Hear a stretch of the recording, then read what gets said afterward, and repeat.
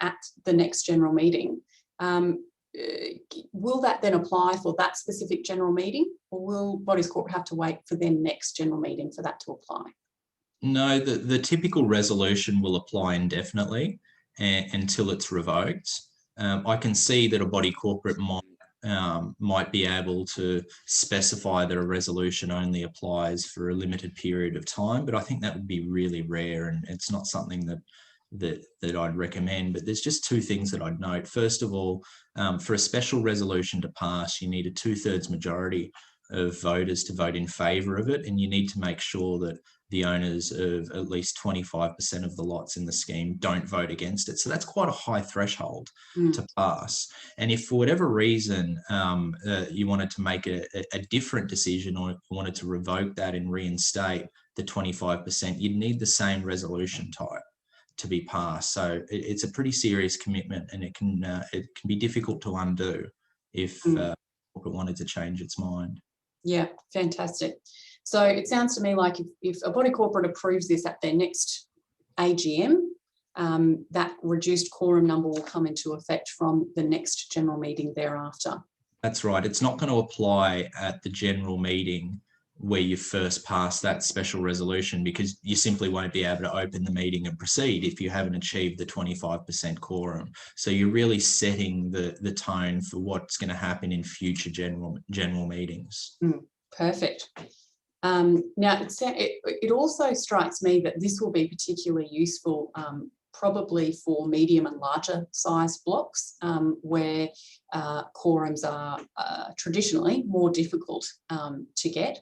For our smaller blocks, 5 to 10 apartments, or maybe even up to 20, is there much point, Jason, in considering this motion? Well, it sort of depends on the culture that community has. But with the smaller schemes, the advantage that you've got is that in order to reach that 25% quorum, all it might take is 1 or 2 phone calls to get 1 or 2 other voters interested in participating. But there may be a greater take up in those larger schemes because the numbers are so much greater in order to achieve that 25% number. So it really is community dependent. Yeah, absolutely. Absolutely. Wonderful. All right, well, let's move on from quorums. Keep your questions coming in and we'll continue to answer those throughout and at the end. But let's look now at electronic voting. So as Cassels Strata clients would know, we've had resolutions or motions at your AGMs for the last 12 months or more, authorising electronic voting if and where it is allowable under the Act. So you'll already be familiar with some of these resolutions that are in place, and those have been, they've prepared you as Bodies Corporate well for what's coming into place now. Now, we knew that things would change around electronic voting in these new regulations. What we didn't know was that there would be some changes in relation to COVID last year. So, Jason, what happened legislatively with COVID in terms of Bodies Corporate, and how did that impact on electronic voting over that time? Yeah, so the lockdowns really started to take effect towards the end of March and the start of April. So the question, what happened with legislation when COVID came in place, and how did it affect electronic voting and electronic attendance? Well, it took a very long time for the emergency response regulation to be introduced. It took about 6 months, I believe, before special purpose regulation was introduced to give more flexibility. So what we saw for the first sort of 4 to 6 months of the COVID lockdown period and all of those restrictions was that the industry just had to adapt in order to continue running committee and general meetings to make sure that they were compliant.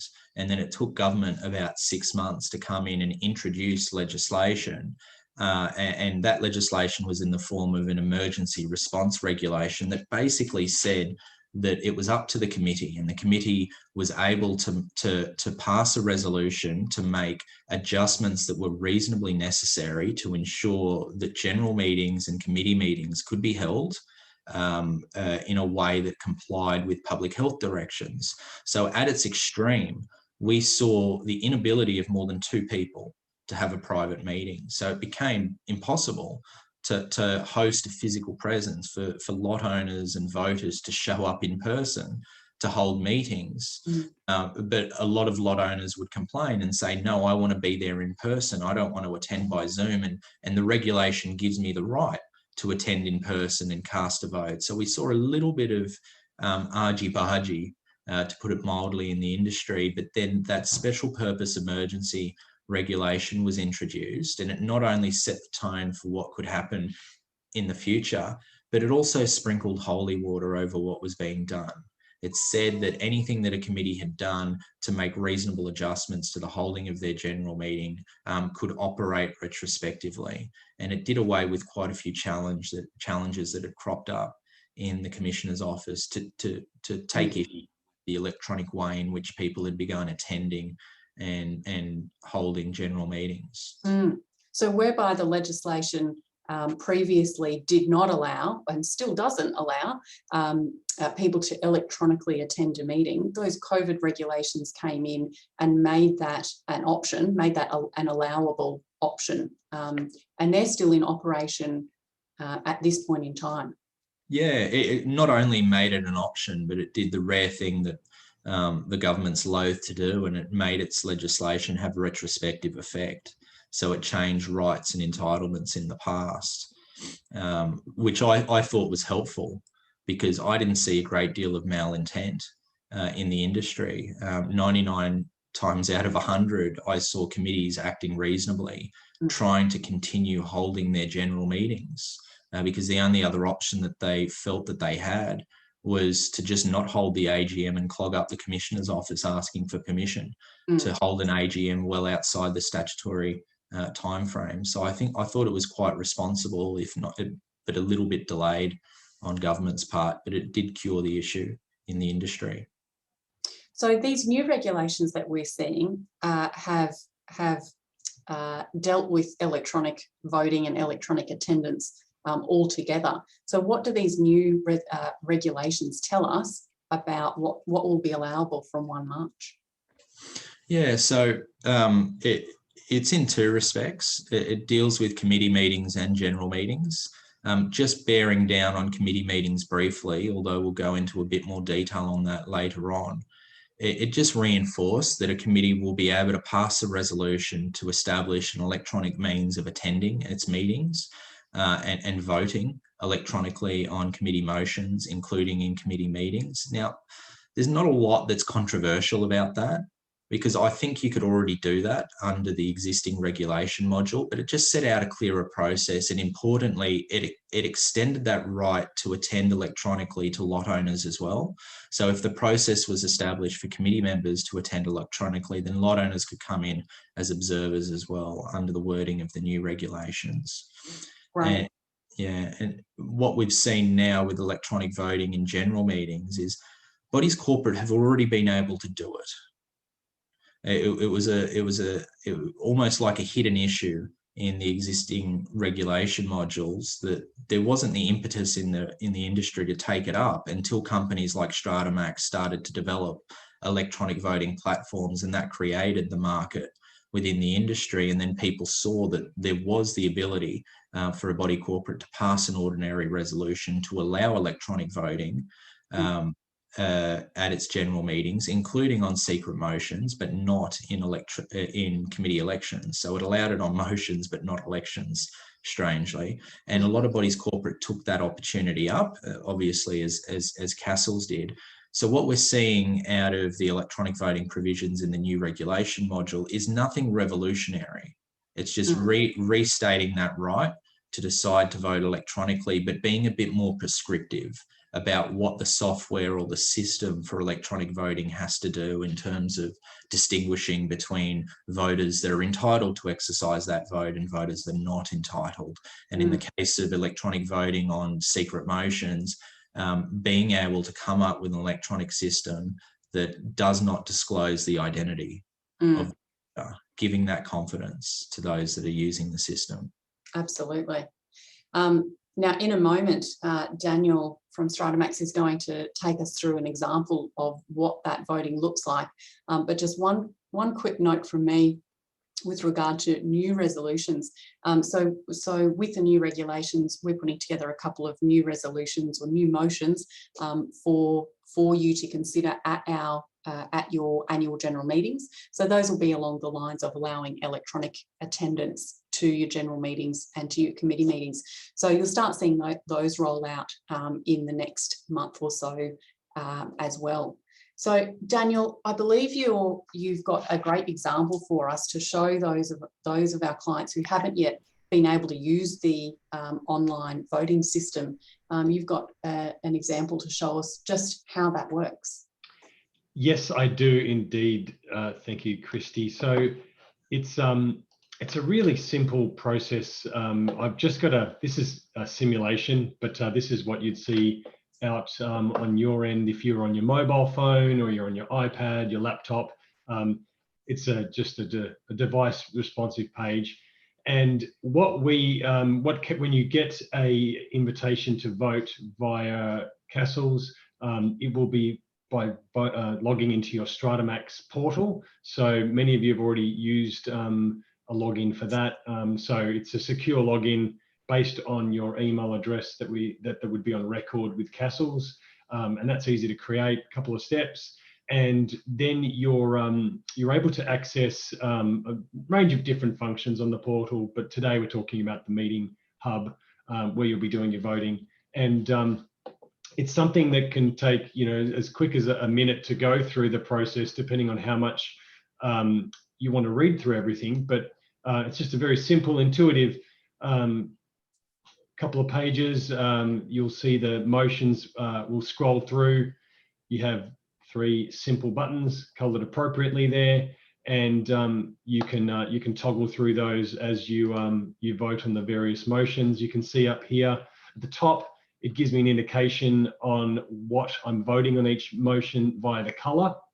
And you can see here just how quick and simple it is. This is how till today you have been dealing with motions with alternatives. So having to click yes there and move through. And we're going to talk about how that will look differently under the new legislation, because that is one of the areas of change. It's really as simple as that. The election side of things, you also are able to check out the details of any particular candidate, the various roles, and at the end you get a nice summary of all of your various motions that you voted on, and you declare your votes. So you are actually able to log back in and change this up until just a short window before the actual meeting. And what's great is all this data is seamlessly flowing back to Cassels for them to get ready for the meeting. So they have all the pre-meeting data available to run the meeting. So yeah, it's just simple as that. It's something that I think is infinitely easier than grabbing pieces of paper and stuffing them into envelopes and all the rest of it, Kristi. Absolutely. It's a great tool, Daniel, and we've already had great feedback from clients who have been using it as to just how easy it is. I think you'd agree with me if you've already used it. If you haven't yet, stay tuned for your next general meeting and you'll be able to utilise that then. Daniel, it looks like a great tool already, but I know you and the StrataMax team are still working on further updates. What can we expect to see next in electronic voting? So immediately next is something that you're going to see very soon, just some tweaks for the March 1st legislation.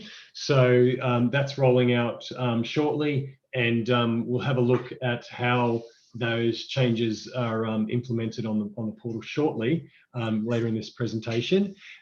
Beyond that, we are working towards having the ability to do in-meeting voting from a device. So whether you're at your desk live in a meeting and wanting to vote, or whether you're actually physically present, being able to do that live from the meeting is one of the next steps in the roadmap. And then last but not least, managing the full secret ballot process as well, so that you can have electronic secret ballots as well, Kristi.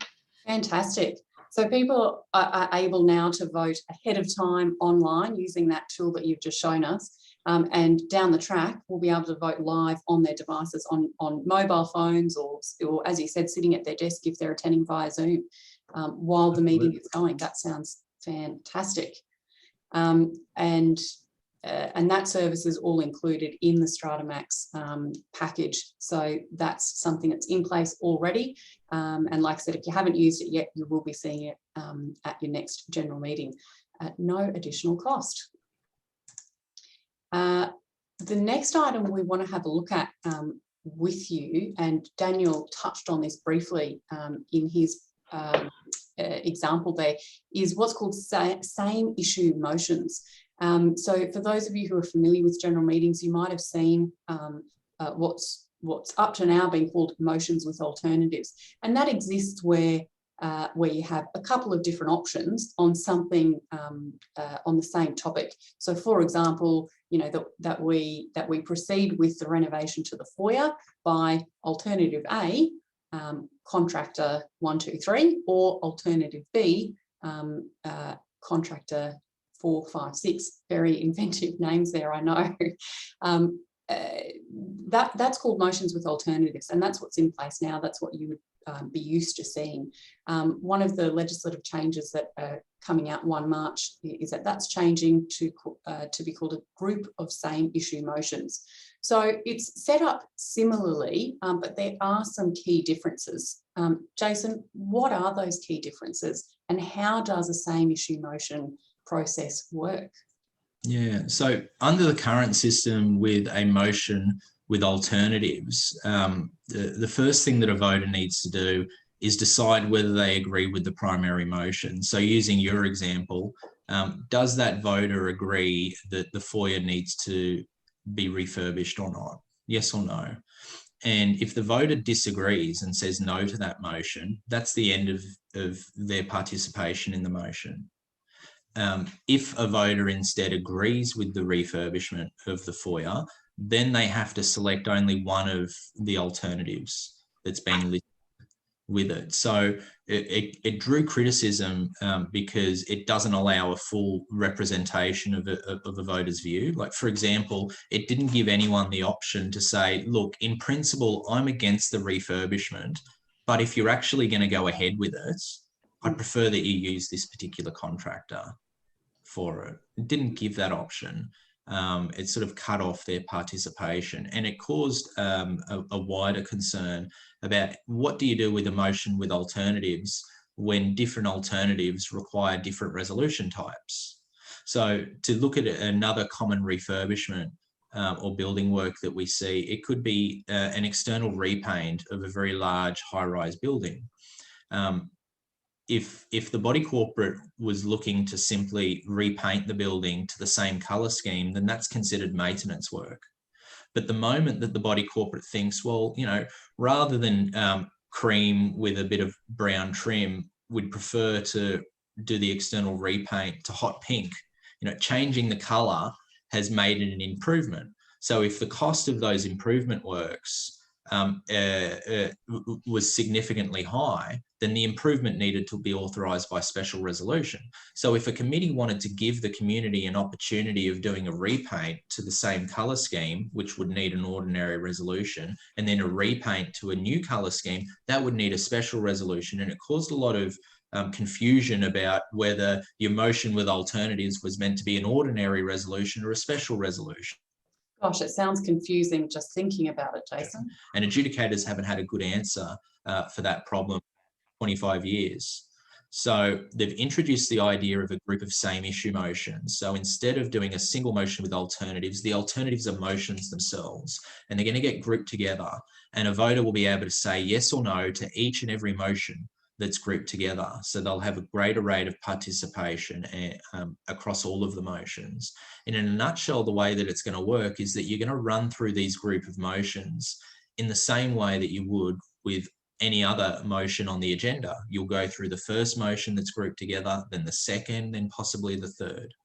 Now, if any of those motions pass by their required resolution type, then it qualifies to be a decision. It's not the decision yet, it qualifies to be the decision. And then when you've finished with those grouped motions, you have a look at how many of those motions have qualified. So if you've got more than one that qualifies, then you've got to figure out who the winner's going to be. So you firstly look at which of those qualifying motions had the most votes in favour of it. And if there's a clear winner on that count, that's the motion that becomes the body corporate's decision. If there's a tie in votes in favour, then you have a look at which motion had the lowest votes against it. And if there's a winner on that count, then that's going to become the body corporate's decision. You won't be able to have a final decision on more than one motion that's been grouped together.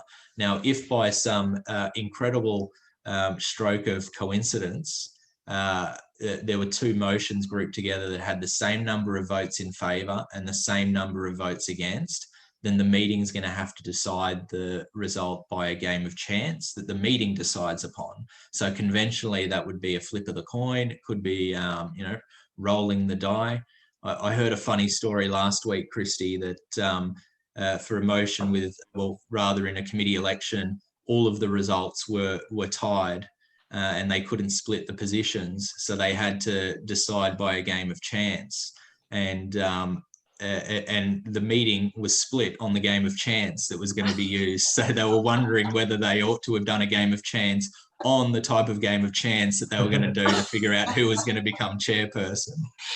First time I've seen that issue arise. That just sounds like body corporate meeting gone crazy. Yeah. No love lost.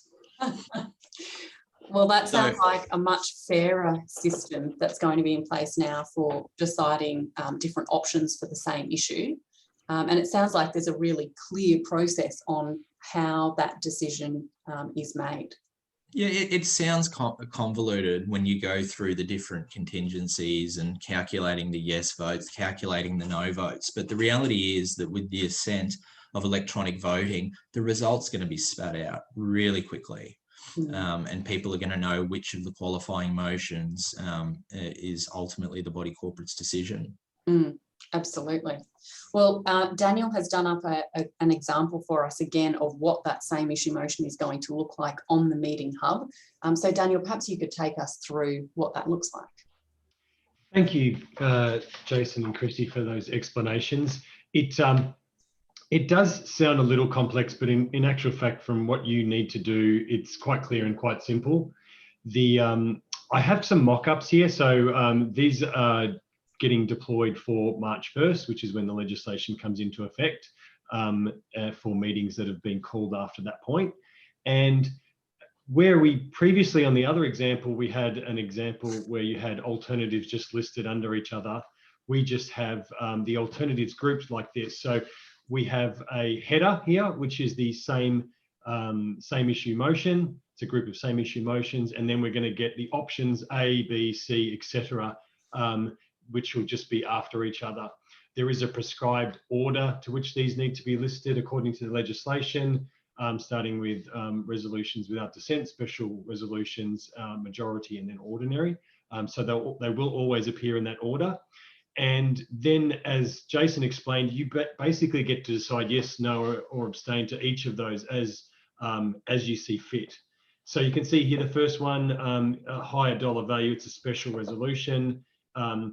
We could decide that, yep, I like that idea. You click yes to that. You see your green up here for that. The next particular motion group, or this particular group motion to decide on, is the example of tiles for the roof at a different cost. You can say yes to that, and then you get the final one there. And again, you can vote yes or no to any of these. You're not bound to just sort of it's one or nothing. It's any combination of those, and it's as simple as just going through that. And there is, if you wanted to see the explanatory note, there are some prescribed explanatory notes that you need to list with regards to how these work. So those will be available by clicking on the explanatory expanded section there. So it's very simple. It's again 1, 2, 3, and then at the meeting you have all of the data there to continue on and run the rest of it. Beautiful. Simple as that. Thanks so much, Daniel. And you can see on Daniel's example there, the options being numbered 1A, 1B, 1C, and then 2A, 2B, 2C. So that will follow through on the agendas you see from us. You'll see them grouped together so they've got the same motion number, and then the options are marked as A, B, C. All right, thank you for your questions. I can see those coming in and we'll jump onto those in the question and answer section. So keep those coming in. Let's move now from general meetings over into committee meetings. So there's a few items that we want to look at here with you. The first one being debtor member. So this is a new term that's been introduced in the new regulations and refers to a committee member who may not be financial at any given time. So up until now, a committee member can still participate on the committee and vote on committee motions, either at a committee meeting or via a VOC, a vote outside of committee meeting, regardless of whether they as a lot owner owe a debt to the body corporate or not. Under the new regulations, it seeks to change that by restricting that voting ability where a debt exists. So, Jason, there's still an obligation for financial status or no debt to exist at the time that the election occurs and at the time that the member is nominated. But now there's an additional obligation to be financial at the time committees make decisions. What are the technicalities here, and what do we as lot owners and committee members need to be aware of with this change? Yeah, so those different requirements result in different consequences. So under the current regulation, and this has been preserved in the 2020 regulation, the new one that's taking effect, financial status is relevant at the time that someone nominates to be on the committee and at the time that the election actually occurs. Now, the consequence to that of the person being unfinancial is that their nomination is invalid and they're not eligible to be on the committee. So if they're unfinancial at those times, they can't get on the committee at all. Now, new provisions being inserted into the new regulation module, basically saying that if a committee member is a lot owner and they owe a body corporate debt, then it's not going to make them ineligible to continue on as a committee member. Instead, their right to vote on committee motions will be suspended until they become financial again. So the old rules affect your eligibility. The new rules just suspend a committee member's rights to vote. Now, the rule works in this way. First of all, you need to look at whether the committee member is a lot owner or not. If the committee member is a lot owner, so say their name is Bill Smith. If Bill Smith is a registered owner of a lot within the scheme and that lot owes a body corporate debt, then Bill cannot vote in his capacity as a committee member. His voting rights are suspended. However, if Bill is not a lot owner, for example, some other lot owner nominated him, it could be that Bill's partner nominated him to be on the committee. So Bill's partner is the nominator that is the lot owner. Because Bill is not a lot owner, you have a look at the financial status of the person who nominated him. So if the nominator becomes unfinancial, then Bill's voting rights as a committee member become suspended. So it's that two-pronged approach to assessing it. It may cause a few headaches. I think it probably will cause strata managers in particular some significant headaches, having to vet and be aware of financial status of not only committee members as lot owners, but if they're not lot owners, the person who nominated them. So keeping track of the nominations and checking financial status. But I think there can be some prudent management techniques that are introduced to simplify the process. And certainly with the rise of electronic access to records and body corporate information, committee members and other lot owners will be able to access information more readily to check their own financial status. Thanks, Jason. And I know Daniel and his team have been doing some great work on the StrataMax system to allow us as your body corporate managers to more easily see who has nominated whom and where that financial status sits at. So that will certainly take some adjustment, but it will become a matter of course. But good for committee members and potential committee members to keep in mind when considering running for committee and their rights throughout the year. The next item with regard to committee meetings that we wanted to have a look at with you tonight was lot owner motion submission. So currently, there's nothing specific in the current regulations around how a lot owner can put forward a matter to the committee and what the committee's obligations are in regard to addressing that matter. The new regulations have tightened that up a bit and put some really clear provisions in there for the committee and for the lot owners. So Jason, what does that look like for committees? What do committees have to be aware of? And equally, what do lot owners have to be aware of? Yeah, so at the moment, lot owners are only entitled to submit motions that have to make their way onto the agenda of the next general meeting. And if the next general meeting is an AGM, then their motion needs to be submitted before end of financial year. So there were pretty tight restraints on it, but there were no limits on the number of motions that could be put to a general meeting. And it caused some difficulties in the industry where lot owners are thinking, well, do I have to wait, 10 months before I can finally get a motion decided by this body corporate? And then a few disputes would start erupting about whether a committee is acting reasonably in its response to correspondence and information requests and motions put to it. So what the government decided to do was just provide a lot of clarity and give lot owners the right to submit up to 6 motions in any 12-month period. And impose upon a committee an obligation to consider and decide those motions as soon as reasonably practicable, but no later than 6 weeks after they receive the motion. Now, that 6-week decision-making period can be extended. It can be extended for another period of up to 6 weeks, but notice of the extension has to be given, along with a reason why more time is needed to consider and decide on the issue. But as I said earlier, it is limited to 6 motions in any 12-month period.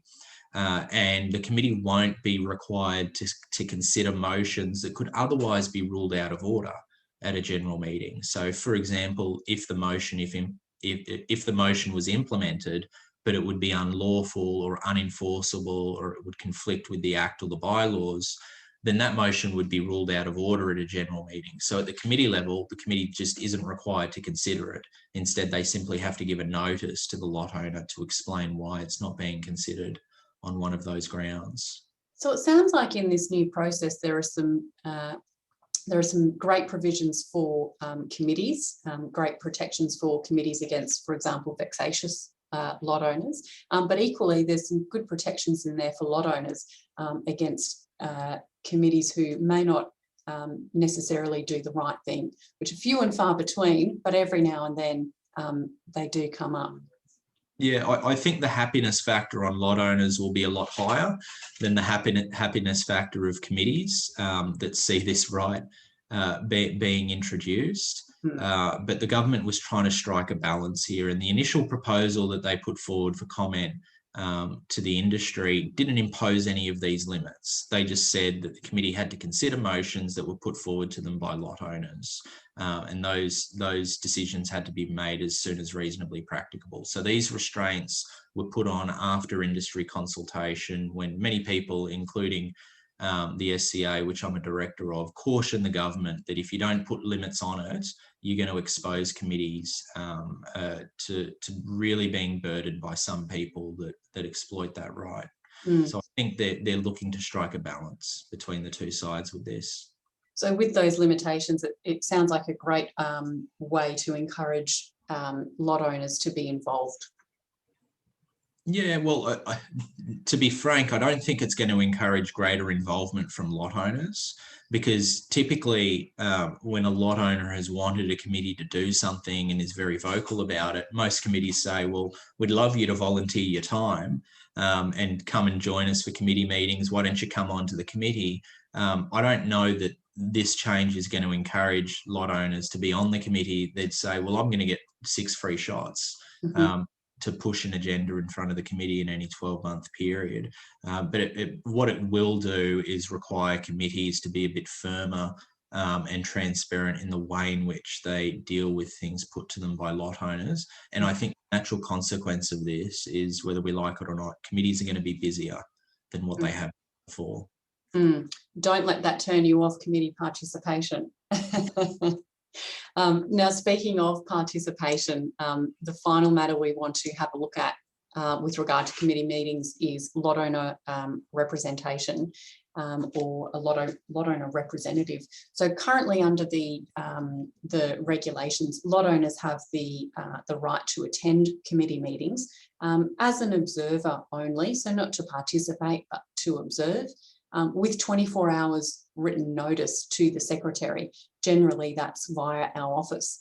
So these new regulations seek to extend that right of a lot owner, so that the lot owner can appoint a representative to attend on their behalf.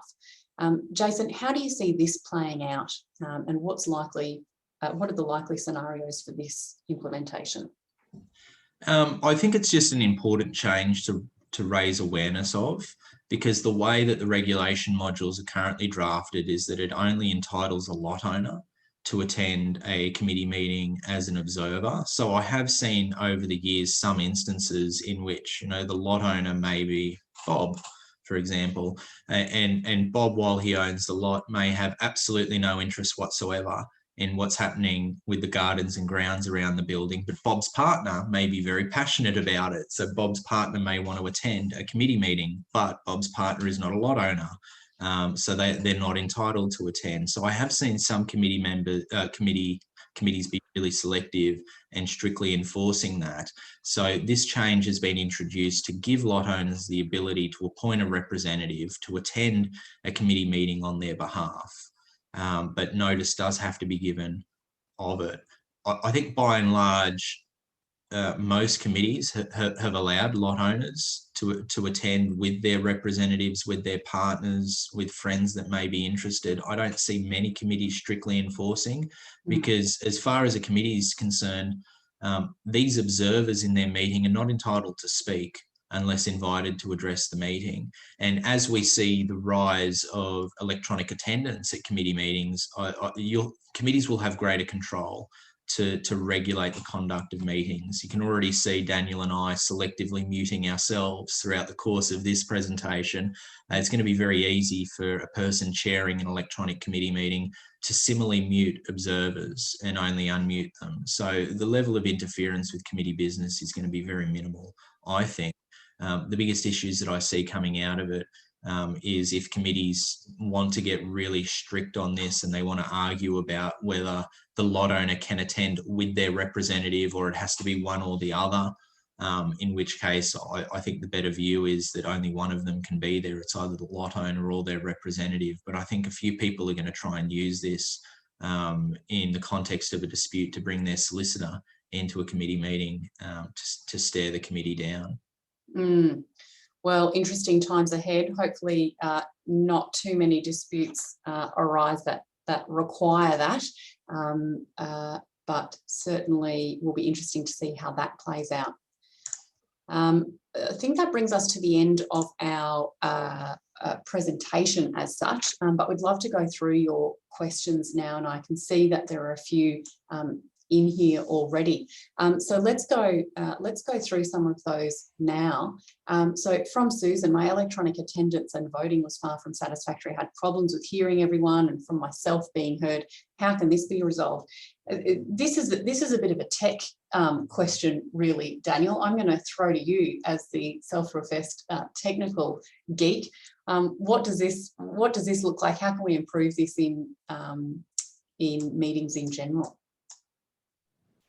Yes, it's look, these challenges are going to come up. I would say the first thing, I mean, most importantly with a meeting, you want to be able to hear and potentially speak. So any meeting that is presented online, best practice would be to have a phone option to dial in. So that's like with most of these platforms, Zoom, even Zoom, there is an option to get a phone number with the meeting.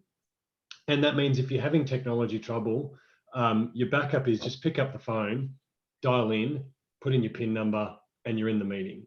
So first and foremost, having a backup option to attend. In some cases, being able to have an alternate platform as well. If you use Zoom, maybe you could also have GoToMeeting or WebEx or something as well as a secondary. Technical troubleshooting side of things, in my experience, 80% of all issues are resolved by restarting your phone or device or laptop, and then just the next thing is checking the settings. But it's something that I think we'll all get better at. Technology is getting better and easier. The idea of being able to use these different devices, whether it's headsets and stuff, they're so simple. You don't need drivers. They just install themselves these days. We've come a long way from how you used to have to set up hardware. So the message there, Daniel, is practice makes perfect. Start using the technology more frequently. Right. Technology evangelist right there. We've got another couple of questions here, which I think we can group together around the submissions by lot owners to committees. So can these submissions be voted on outside of the meeting itself? Can it be done electronically? And is there an expectation that committee meetings will be held more frequently, or can they be considered? Can these matters be considered via VOC? Jason, what are your thoughts on this?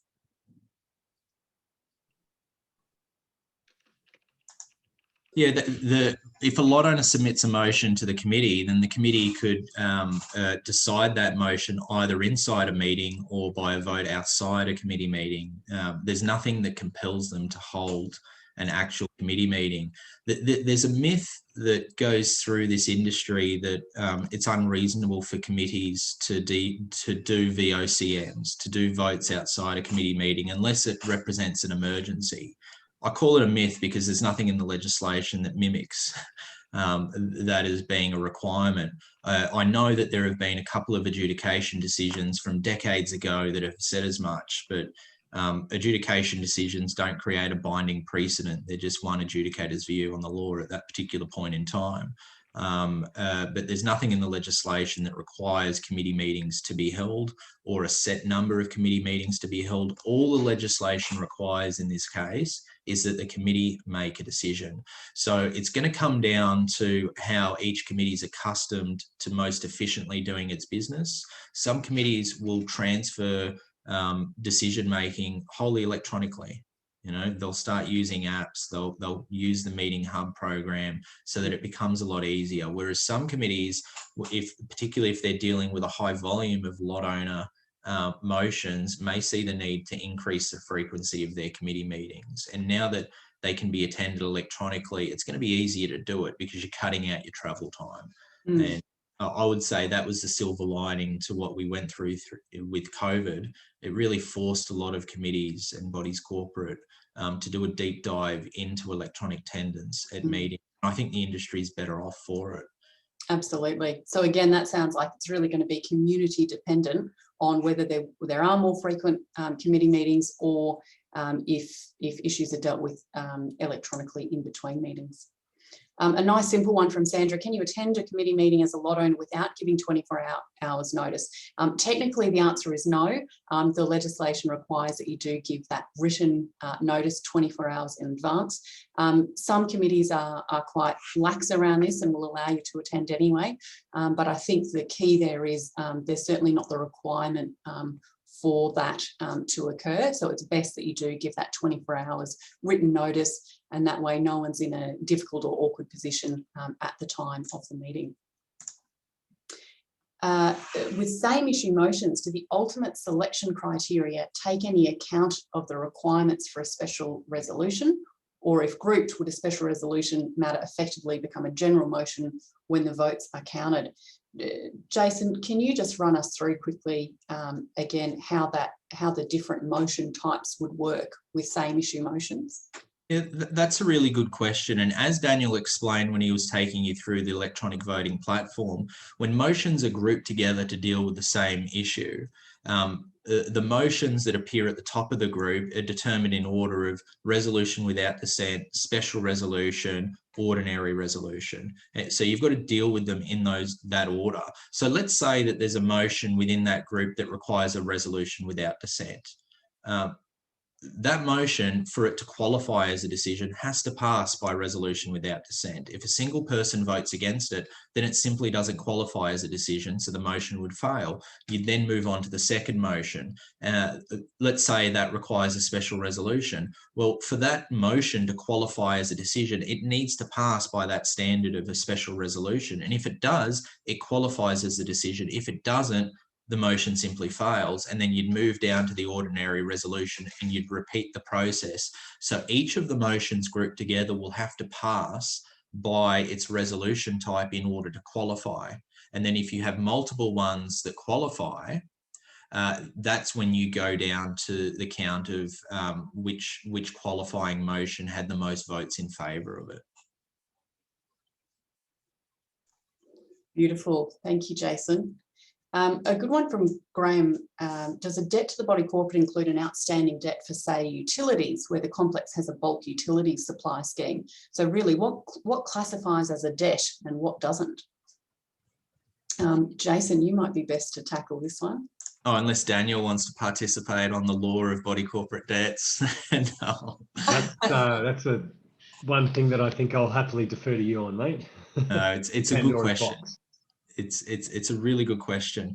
A body corporate debt is conventionally known to be an unpaid levy, an outstanding contribution. It can also be a penalty that attaches to an unpaid contribution, such as penalty interest.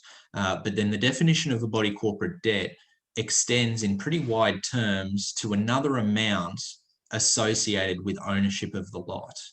Now, another amount associated with ownership of the lot is fairly wide, and it should be wide. In my view, it would extend to unpaid utilities so long as the liability to pay the utilities that were supplied rests with the lot owner. And it's not always the case that it does. Some utility billing arrangements, the liability will rest with whoever occupies the lot as opposed to the owner. And if it rests with the tenant, then it's not going to be a body corporate debt that the lot owner is responsible for. So I always caution bodies corporate that when you get the opportunity to review your utility billing arrangements, if it is the case that tenants are the ones that are liable for the cost of utilities supplied, I think you should rethink that approach, and you should bring the owner into the fold so that the owner is essentially guaranteeing the payment, and they're assuming liability as well, because taking that approach will enable it to be treated as a body corporate debt. Fantastic. Thank you, Jason. We've got one last question, so we're going to cover off on that before we close off, but from Christine. So with regard to perhaps Cassels could do some training for the chairs of committees on how to hold meetings via Zoom. Rest assured, Christine, we're here to support you 100% of the way. So all of our body corporate managers are fully trained in Zoom. They'll be able to run that for you at general meetings, at committee meetings, hopefully with no technical issues. If you'd like any assistance at all to run your own meetings, more than happy to help you with that at any time. But I think throwing back to what Daniel said, practice makes perfect. So as often as you can, crack out Zoom and start practicing what all those different tools look like. Well, thank you so much to our panellists, Jason Carlson and Daniel Borian, and a big thank you to you, our clients, for making the time tonight to get more informed and learn more about what these new regulations look like. So just a reminder, these changes come into place from 1st of March. We are ready to roll. We've got our documentation set, we've got our training done. We're ready to tackle that with you together. and that documentation will start rolling out from next week for documentation that you will receive from 1 March. So thank you again to everyone, and we'll see you at your next meeting, if not before.